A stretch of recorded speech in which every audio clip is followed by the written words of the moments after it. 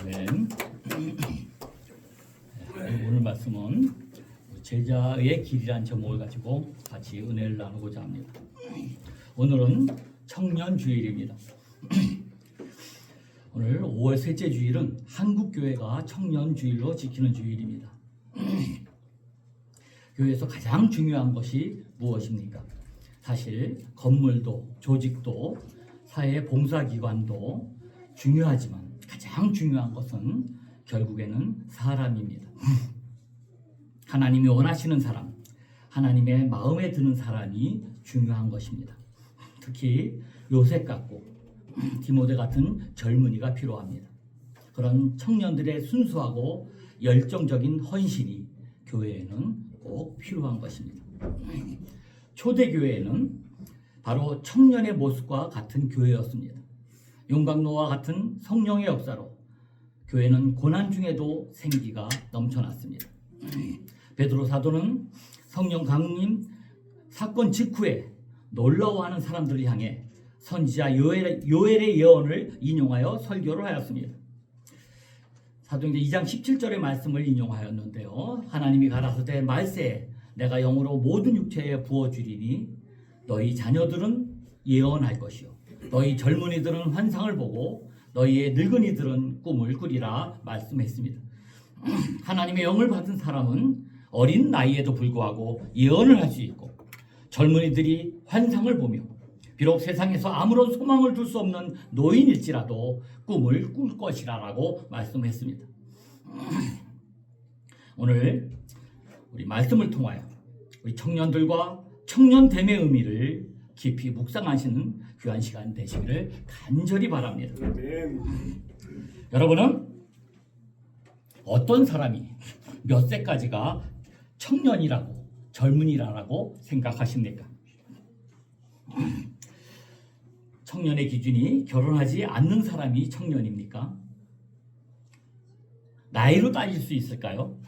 구약시대에는 평균 수명을 한 500살 이상이 될 때가 있었는데 그때는 도대체 몇 세까지가 청년일까요? 우리 젊은이는 나이가 아니고 얼굴이 아니고 젊은 마음을 품은 자를 말하는 것입니다. 가끔 우리 최백하 집사님 나오고 얘기한 적이 많이 있는데 우리 최백하 집사님은 아주 젊은이 같은 생각을 하신다고 저는 생각을 합니다. 그래서 젊은이는 제가 여러 번 말씀드렸는데요. 젊은이는 저를 묻는 이의 준만이라고 그럽니다. 늘 내가 누군가, 내가 어디서 왔는가, 나는 어떻게 살아간 사람인가를 끝도 없이 물어보는 사람을 젊은이라고 말한다고 합니다. 그럼 늙은이는 뭐라 그랬다 그랬죠? 늙은이는 늘 그렇고 그런 사람을 늙은이라고 말한다고 합니다.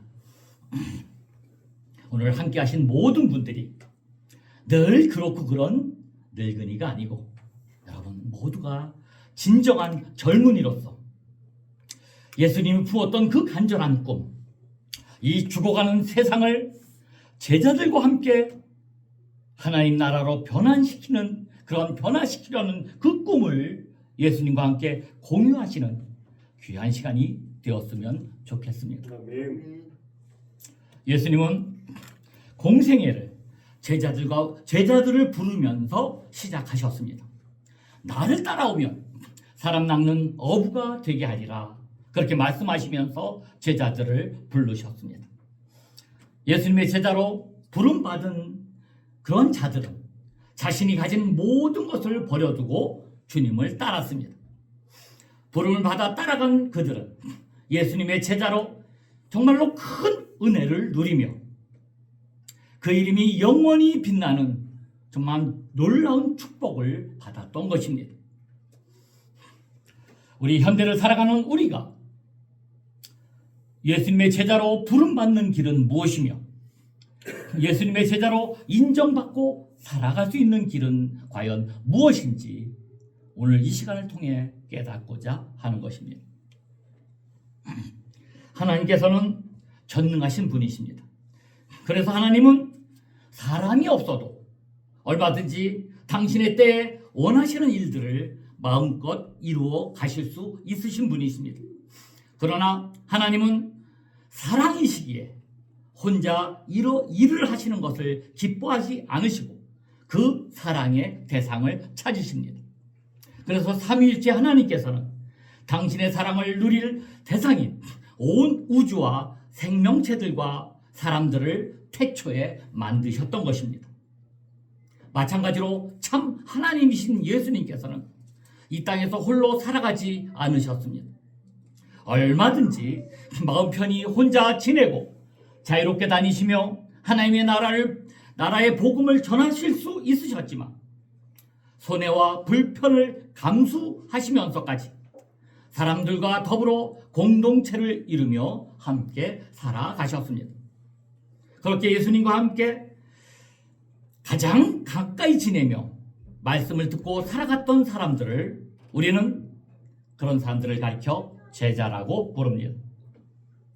오늘 우리가 함께 읽은 그 말씀은 바로 그러한 제자들을 부르시는 예수님의 모습을 소개하고 있습니다. 우리 주님은 세례 요한이 잡힌 후에 고향 갈릴리로 오셔서 본격적으로 하나님의 복음을 전하기 시작하셨습니다. 오늘 본문인 우리 1장 14절 15절을 우리 한번 같이 읽도록 하겠습니다. 시작. 요한이 잡힌 후 예수께서 갈릴리에 오셔서 하나님의 복음을 전파하여 이르시되 때가 찼고 하나님의 나라가 가까이 왔으니 회개하고 복음을 믿으라 하시더라. 아멘. 우리 주님께서는 때가 찼고 하나님 나라가 가까이 왔으니 회개하고 복음을 믿어라 라고 외치셨습니다. 하나님의 다스림이 마침내 예수님을 통해 사람들이 가까이 왔으므로 우리의 삶을 주님께 돌이키라는 것이 바로 예수님께서 이 땅에서 전하시고 살아내신 복음의 핵심입니다.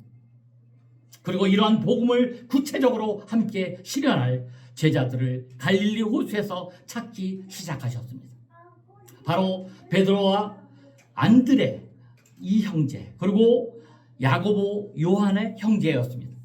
이 두 형제는 모두 어부라는 공통점이 있습니다. 그뿐 아니라 그들 모두는 예수님의 부르심 앞에 똑같은 반응을 보였습니다. 1장 17절에서 18절 말씀입니다. 예수께서 이르시되 나를 따라오라. 내가 너희를 사람 낚는 어부가 되게 하리라 하시니 곧 그물을 버려두고 따르니라. 1장 20절 말씀입니다. 곧 부르시니 그 아버지 세베대의 품꾼들과 함께 배에 버려두고 예수를 따라가니라. 오늘 본문은 갈릴리 호숫가에서 예수님의 부름을 받은 제자들 모두가 버려두고 따라갔다라고 기록하고 있습니다. 여기서 우리가 먼저 염두에 두어야 할 점은 그들의 직업이 어부라는 사실입니다. 우리는 이들이 아무것도 배운 것 없이 무식하고 가난하게 사회의 가장 밑바닥에서 힘겹게 살아가는 사람들일 것이라는 선입견을 가지고 오해하는 경우가 꽤 많이 있습니다. 그러나 본문 속에서 드러나는 여러 가지 정황과 사회상을 봤을 때 그것은 사실과 다른 것을 우리는 알 수 있습니다. 특별히 본문 속에 등장하는 4명의 어부들은 모두 자신들의 배와 그물을 직접 소유하고 있었습니다. 게다가 야고보와 요한의 경우는 일꾼들을 따로 고용하고 있었습니다. 이처럼 배와 일꾼들을 가졌다는 것은 그 자체가 부유함을 드러내는 것이고 그것을 통해 앞으로도 더 많은 돈을 벌 수 있는 충분한 경제적 여건을 가지고 있음을 뜻한다는 사실입니다. 그런데 놀랍게도 제자들은 자신들을 부르시는 주님의 목소리에 이 모든 것들을 버려두었던 것입니다. 이 버려둠은 우리가 상상하는 그 이상의 희생과 손해를 의미합니다.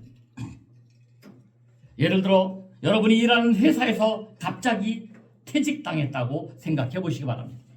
경영하는 회사가 하루아침에 문을 닫고 고정적으로 들어오던 수입이 갑자기 끊긴다면 어떨 것 같으십니까? 그것은 곧 즉각적인 가난과 결핍을 의미합니다. 하지만 그럼에도 불구하고 베드로와 안드레 그리고 야고보와 시몬은 야고보와 요한은 남들이 부러워할 만큼 많은 돈을 벌어다주는 배와 그물과 품꾼들을 기꺼이 버려두고 예수님과 함께하는 불안정하고 불편한 삶을 선택했던 것입니다. 사랑하는 여러분, 이렇듯 오늘 본문을 통해 우리가 분명히 알게 되는 첫 번째 제자도는 바로 버려둠이란 사실입니다. 물론 이것은 지금 당장 여러분의 가족, 친척 다 버리고 아무것도 없이 다 섬겨지도 떠나라는 말이 아닙니다. 오늘 본문 속 제자들의 행동 자체는 분명 일반 모든 사람들의 일반적인 기준이 될 수는 없습니다. 다만 그러한 그들의 선택에 담긴 의지와 태도를 우리는 깊이 생각해 볼 필요가 있는 것입니다.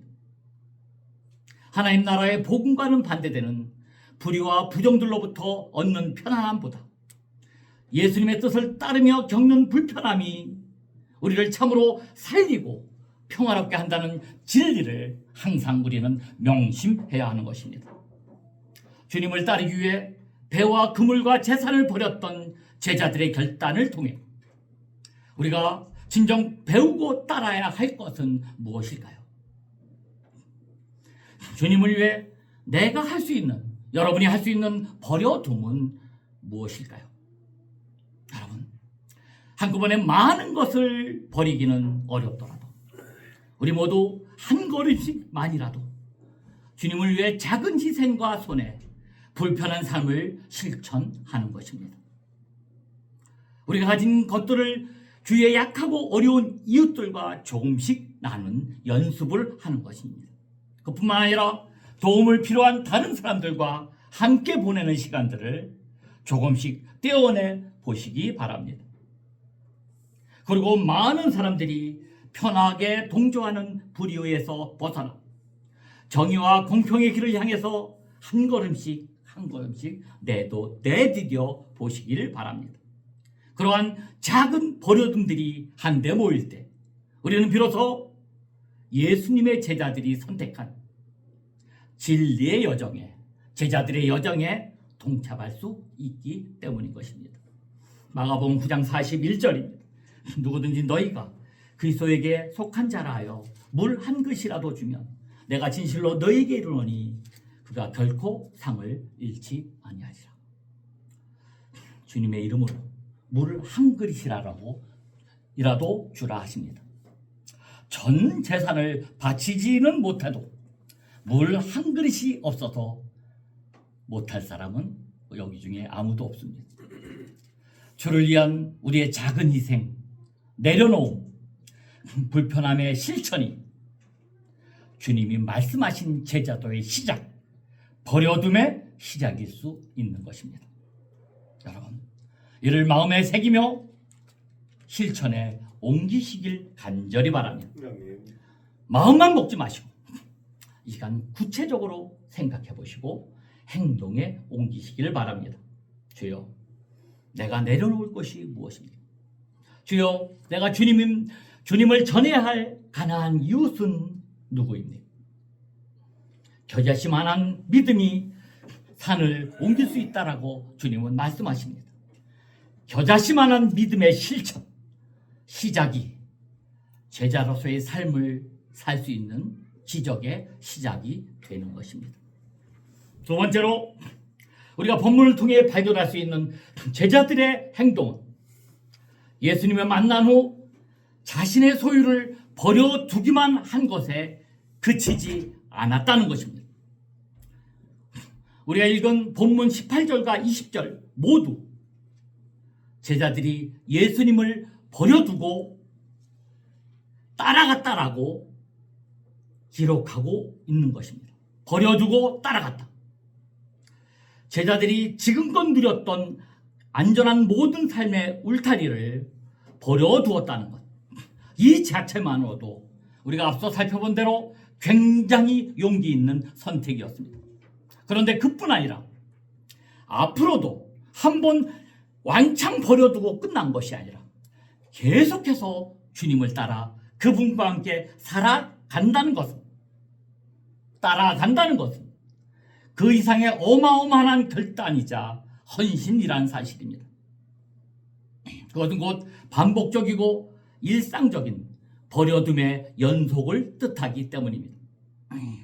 우선 예수님과 함께 불안정하게 이리저리 떠돌아다닌 것 자체가 매우 힘든 일이었습니다.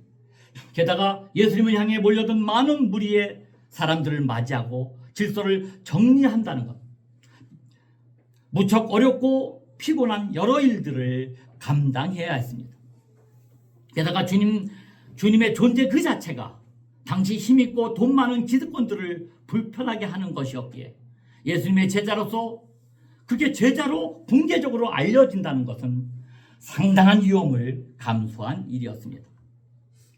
더 중요한 것은 예수님을 따라다니는 그 생활보다 정신이었습니다. 주님께서는 단순하게 그저 가난하고 불편한 삶 그 자체만을 추구한 것이 아니라 오늘 본문 14절 15절에 기록된 바 하나님 나라의 복음을 위해 이 땅에 오셨습니다. 성경에서 말하는 하나님의 나라는 결코 그저 뜬구름 잡는 낙원이 아니라 지금 당장 이스라엘의 가난한 민중들의 삶을 짓밟는 로마 제국이라는 거대한 실체적이고 폭력적인 체계에 맞서는 하나님의 실체적인 다스림이었습니다. 따라서 하나님의 나라의 복음은 그렇게 이 세상 가운데 구체적으로 이루어져가는 주님의 통치에 대한 진실한 믿음의 고백과 실천을 가리킵니다. 그러므로 제자들의 삶은 그저 남들 보기에 깨끗하고 검소하게 살고 한두 번 봉사하고 구제하는 것으로 그치지 않는다는 것입니다. 비록 눈에 보이지 않지만 때로는 안 계신 듯 보이지만 주님의 손길이 지금 이곳에서 분명히 살아 움직이고 계심을 믿으며 그 위대한 뜻에 함께하는 것이 바로 주님을 따르는 제자들의 삶인 것입니다. 따라서 예수님의 제자들은 크고 화려한 곳에만 눈길을 빼앗기지 않고 초라하고 그늘진 곳에서 눈물을 흘리는 이들에게, 가난하고 힘든 이들에게 하나님과 더불어 늘 함께하는 사람들이어야 하는 것입니다. 이렇게 오늘 우리는 본문 말씀을 통해 예수님께서 하나님 나라의 복음을 전하시려 부르신 제자들이 해야 할 두 가지 중요한 행동을 우리는 살펴보았습니다. 그것은 바로 버려두고 따르는 삶입니다. 이것이 제자의 삶이었습니다. 우리는 주님과 함께 하기 위해 때때로 우리가 가장 소중하게 여기는 가치관과 돈과 시간 등을 포기하고 불편함을 기꺼이 감수할 필요가 있습니다. 동시에 예수님을 따르며 온몸과 마음으로 하나님 나라를 전하고 실천하는 삶을 살아야 하는 것입니다. 세 번째로, 그런데 우리가 반드시 짚어야 할 중요한 사실이 하나 더 있습니다.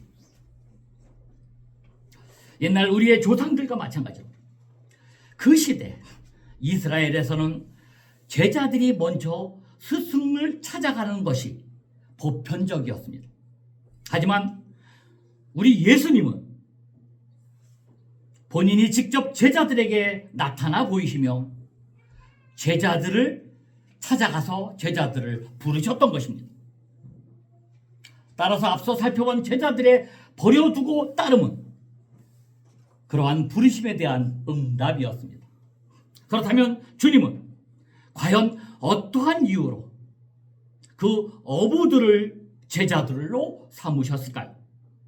아니, 그 어부들의 어떠한 모습들이 그 예수님의 마음에 들었기에 그 제자들을 불러주셨을까요? 오늘 본문 16절과 19절 우리 한번 같이 읽겠습니다. 1장 16절입니다. 시작. 갈릴리 해변으로 지나가시다가 시몬과 그 형제 안드레가 바다에 금을 던지는 것을 보시니 그들은 어부라. 1장 19절입니다. 시작. 조금 더 가시다가 세베대의 아들 야고보와 그 형제 요한을 보시니 그들도 배에 있어 그물을 깁는데. 흥미롭게도 오늘 읽은 말씀에 등장하는 두 형제들, 안드레아와 베드로, 그리고 야고보와 요한, 그 부르심에 대한 반응은 아주 비슷합니다. 먼저 16절을 보면 예수님께서는 베드로와 안드레의 형제가 바다에서 금을 던지는 걸 보시고 불러주셨다고 하시고요, 19절에 보니까 야고보와 요한의 형제는 배에서 금을 고치는 모습을 보고 불러주셨다라고 성경은 기록하고 있습니다. 여러분, 우리 반드시 명심하시기 바랍니다. 제자들이 많은 소유를 버려두고 주님을 따르기 전에 보인 행동은 바로 그 자신들의 일상에 충실한 모습이었습니다. 예수님은 4명의 어부들이 안식일에 회당에서 열광적으로 예배하는 모습을 보고 그들을 부르신 것이 아니었습니다. 그들이 열심히 기도하거나 성경을 많이 읽는 모습을 보고 부르시지 않으셨습니다. 또한 열정적으로 전도하고 봉사하는 모습을 보고 부르신 것도 아니었습니다. 그 대신 그들은 어부로서 매일 반복하는 일상적이고 사소한 일들, 그물을 바다에 던지는 모습, 혹은 그물을 고치는 모습을 보고 그들을 제자로 불렀던 것입니다. 바로 이것이 오늘날 주님을 위해 우리의 가진 것을 버리고 주님을 진정 제자로 따르기 전에 우리가 명심해야 할 제자들의 모습이자 예수님의 마음인 것입니다. 여러분, 우리 모두가 힘겨운 한 주의 삶을 보내고 다른 약속과 휴식을 다 포기한 채 이 시간 매주 모여 귀한 예배를 드리는 것, 이것은 하나님께 보시기에 가장 소중한 귀한 일인 것입니다. 또한 이 자리에 함께 찬양하고 기도하는 것, 이건 역시 주님께서 너무나 기뻐하시는 일인 것입니다. 그리고 여러 모양으로 열심히 봉사한 것 역시 정말로 귀한 일입니다. 그러나 그 전에 우리 주님은, 예수님께서는 우리의 일상을 주목한다는 사실도 결코 잊지 말아야 하는 것입니다. 우리는 주님을 따른다는 핑계로 우리에게 맡겨진 일을 결코 소홀해서는 안 되는 것입니다. 여러분, 가정주부는 가정에서 집안일을 최선을 다해야 하며, 회사에서는 회사의 일을, 논밭에서는 농사일을, 마을에서는 마을 일을 최선을 다해야 하는 것입니다. 많은 사람들이 올바른 신앙 혹은 건강한 제자도에 대해 그저 단순히 교회 생활을 열심히 잘하는 것으로 오해하고 착각하고는 합니다. 하지만 오늘 본문의 말씀을 통해서도 우리는 깨달을 수 있듯이 주님을 믿고 따르는 삶은 결코 교회 안에서의 생활만으로 제한되지 않는다는 사실입니다.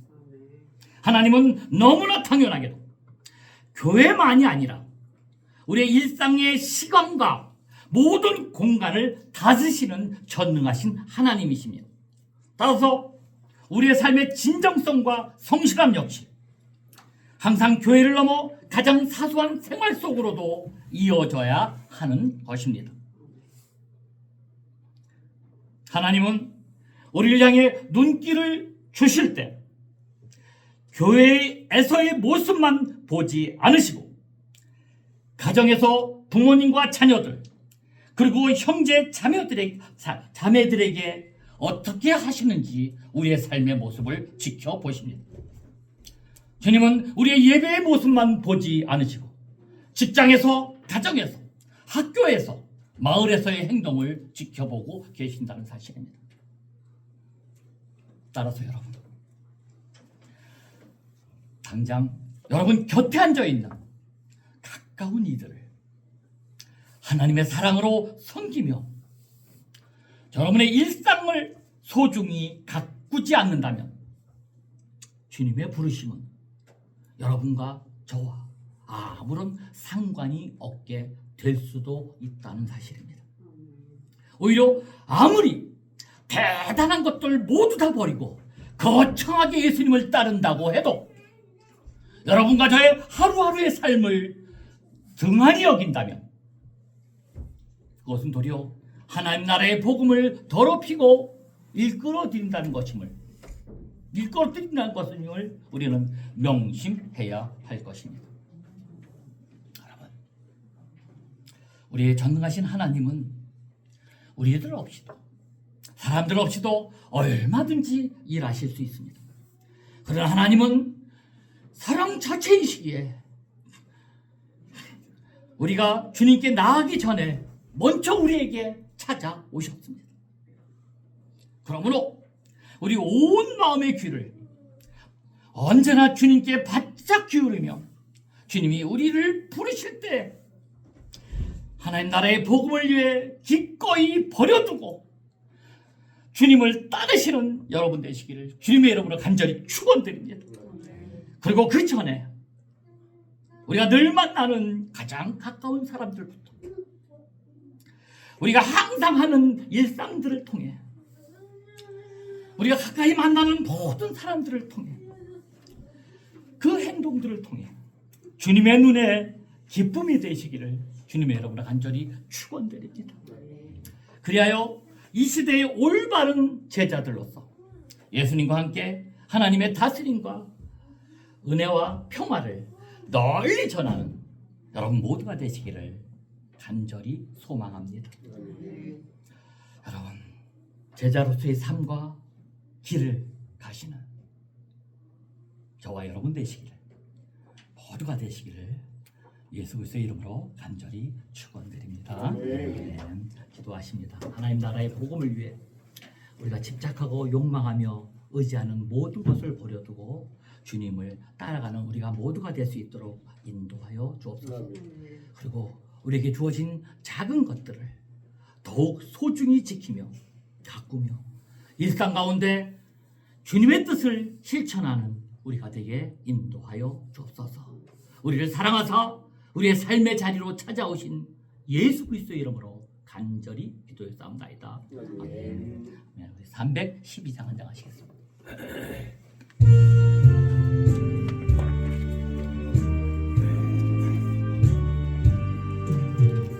너 하나님께 이끌리여 일평생 주만 바라면 너 어려울 때 힘주시고 언제나